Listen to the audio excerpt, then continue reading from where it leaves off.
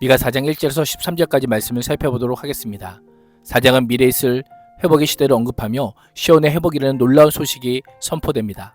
비록 현재의 시온은 파괴되었지만 그달의 남은 자들이 돌아오고 하나님께서 왕으로 오셔서 직접 통치하실 것입니다. 1절에서 7절은 시온의 회복과 평화의 시대입니다. 3장은 이스라엘의 지도자들이 범한 죄악들을 지적하고 그로 말미암은 하나님의 심판으로 인해 예루살렘이 무더기가 되고 수풀로 뒤덮일 것이라고 하며 유다가 멸망할 것을 경고하였습니다. 그러나 4장은 유다가 하나님의 심판으로 끝나는 것이 아니라 하나님께서 정하신 때가 되면 다시 회복되고 이방 민족들이 회심하여 율법을 중심으로 한 온전한 평화의 시대가 도래할 것임을 예언합니다. 하나님의 시온을 심판하시며 멸망하시기만 하시는 하나님이 아니라 구원과 회복을 통해 구속의 경륜을 드러내시는 분이십니다. 이것을 증명하듯 1절은 끝날에 이르러는 여호와의 전인 산이 산들의 꼭대기에 서며 작은 산들 위에 뛰어나고 모든 민족들이 그리로 몰려들 것이다 라고 말씀하고 있습니다. 시온이 맞이하게 될 영광을 보여줍니다. 모든 민족이 시온을 향해 몰려가는 것은 여호와께서 참된 주권자요 온 세상과 온 우주의 절대적인 왕이심이 분명하게 드러났기 때문입니다. 오직 여호와만이 참신이요 하나님이라는 사실을 어느 누구도 부인할 수 없기 때문입니다. 시온은 모든 열방의 예배의 중심지가 될 것입니다. 모든 민족들은 서로를 초청하여 오라 우리가 여호와의 산에 올라가자라고 말할 것입니다. 구약적 전통에 따르면 할례받지 않은 이방인들은 하나님의 임재의 상징적 초소인 성막이나 성전에 들어갈 수 없었습니다. 그럼에도 불구하고 그들이 하나님의 성전에 올라갈 수 있는 것으로 묘사됩니다. 그 이유는 여호와께서 친히 그분의 길을 가르치시기 때문입니다. 당시 유다의 제사장들은 더 많은 보수를 위해 열심히 율법을 가르치셨지만 여호와는 대가 없이 그분의 길을 가르치시고 많은 민족은 그 길을 따르기로 결심합니다. 심지어 민족들은 우리가 그의 길로 행하리라고 하는 의지형을 사용하여 강력한 결단을 선포하게 됩니다. 과거 유다의 지도자들은 시온을 피로 예루살렘 부리로 세웠지만 여호와는 율법이 시온에서 나오며 여호와의 말씀이 예루살렘으로부터 나오게 될 것입니다.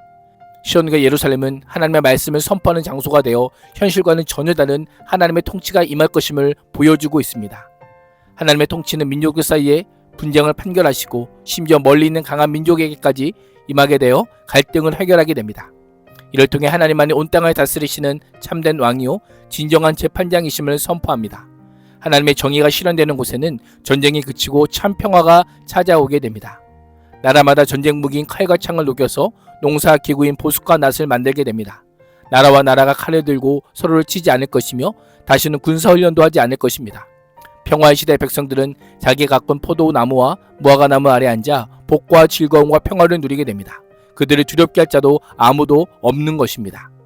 4절 하반절은 이는 만군의 여호와의 비 이같이 말씀하셨느니라 라고 선언합니다. 만군의 여호와는 천군 천사를 대동하여 자신의 백성들을 위해 전쟁을 수행하시는 거룩한 용사로서 하나님의 면모를 강조하는 신명입니다.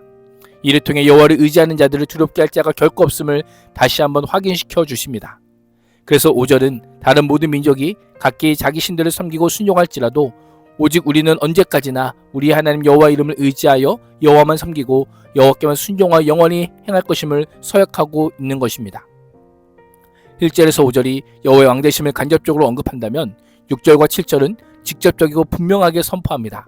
그날에 여호와께서 남은 자를 다시 모으실 것입니다. 저는 자와 쫓겨난 자는 바벨론 포로인 이스라엘 백성들을 상징할 뿐 아니라 인간의 연약함과 상실을 상징하기도 합니다. 하나님께서는 그들을 강한 나라로 세우실 것입니다. 지금부터 영원까지 그들 위해 다스릴 것입니다. 정의의 하나님께서 왕이 되어 친히 다스리시며 남은 자들이 백성이 되어 그 평화를 누리게 될 것입니다. 시온이 맞이할 영광과 평화는 하나님의 다스림 안에만 참 기쁨이 있음을 알려줍니다. 하나님의 명령을 따르며 하나님의 통치를 받는 것이 우리의 본분임을 기억하며 오늘도 어떤 상황 속에서 소망을 잃지 않고 하나님의 능력과 약속하신 말씀에 신실하게 이루실 여호와만 의지할 수 있기를 축복합니다. 8절에서 13절은 시온의 고통과 회복입니다. 미가 선지자는 시온을 향해 너 양떼의 망대요 딸 시온의 산이여 라고 부르며 너희 이전 통치가 회복되고 도성 예루살렘의 왕권이 내게로 돌아갈 것이다 라고 합니다. 단순한 과거로의 회귀가 아니라 하나님께서 직접 통치하시는 날 메시아의 통치가 실현됨을 선언하고 있습니다. 그러나 지금은 고통의 나날을 보내야 함을 알려줍니다. 이스라엘의 현실을 상고를 걷는 여인에 비유하며 백성이 죄로 징계를 받고 바벨론 포로로 끌어가야 할 것을 선포합니다. 왕과 모세와 같은 리더의 부재는 나라의 멸망을 시사합니다. 내가 어찌 큰 소리로 부르짖느냐고 책망하며 정말 왕이 없고 좋은 자가 죽었기 때문이냐라고 반문합니다. 눈에 보이는 인간왕은 사라졌을지라도 참된 왕이요 참된 모세이신 여호와는 절대로 사라지지 않음을 선포합니다. 지금도 그들과 함께함을 선언하고 있습니다. 이 약속을 믿음으로 아이를 낳는 여인처럼 몸부림치며 신음할 것을 명령합니다. 고통에 직면하고 하나님의 심판을 받아들여 바벨론으로 가야 할 것이라고 말씀하고 있는 것입니다. 그러나 중요한 것은 사로잡힘이 끝이 아니라는 사실입니다. 거기에서 여호와께서 너를 건지시고 너의 원수에게 너를 속량하실 것임을 약속합니다. 하나님은 이스라엘의 죄악에 대해서는 공의로 심판하여 멸망에 이르게 하시는 분이시지만 그 모든 심판을 감수하고 회복하기로 작정한 자들에 대해서는 구원하시며 회복해 하시는 하나님이십니다. 혹시 지금 삶의 터전에서 징계를 경험하는 분이 계십니까? 지금은 아프고 쓰라리지만 그 자리에서 하나님께서는 친히 구속하시고 새로운 역사를 시작하시는 분임을 잊지 말아야 합니다. 새 일을 행하시는 분임을 기억해야 합니다. 그러나 지금은 이방의 공격을 받아야 합니다. 이방 사람들이 시온을 치며 조롱하지만 하나님께서는 결국 시온의 열국에 승리케 하십니다. 성도인 나 자신을 보면 무기력해 보일 수 있습니다. 세상 가운데는 교회를 보면 나약하기만 해 보일 수 있습니다. 그러나 그리스도인의 힘은 나에게 있지 않습니다. 오직 여호와 하나님께 있습니다. 하나님의 능력에 있는 것입니다. 교회의 힘은 교회의 머리이신 예수 그리스도께 있습니다. 지금도 그리스도께서 이 땅을 다스리심을 믿음으로 선포해야 하는 것입니다. 13절은 시온이 승리하고 전리품을 여호와께 바치는 장면은 승리의 최종 목적이 여호와의 이름을 높이는 것임을 보여주므로 성도와 교회의 최종적인 목적이 여호와의 영광을 선포하는 것임을 강조하고 있습니다. 오늘도 하나님의 통치로 말미암은 평화와 구원을 전함으로 여호와의 영광을 열방에 선포하는 삶을 살 수 있기를 주님의 이름으로 축복합니다. 기도하겠습니다. 하나님, 평화를 가져오는 하나님의 통치를 신뢰합니다.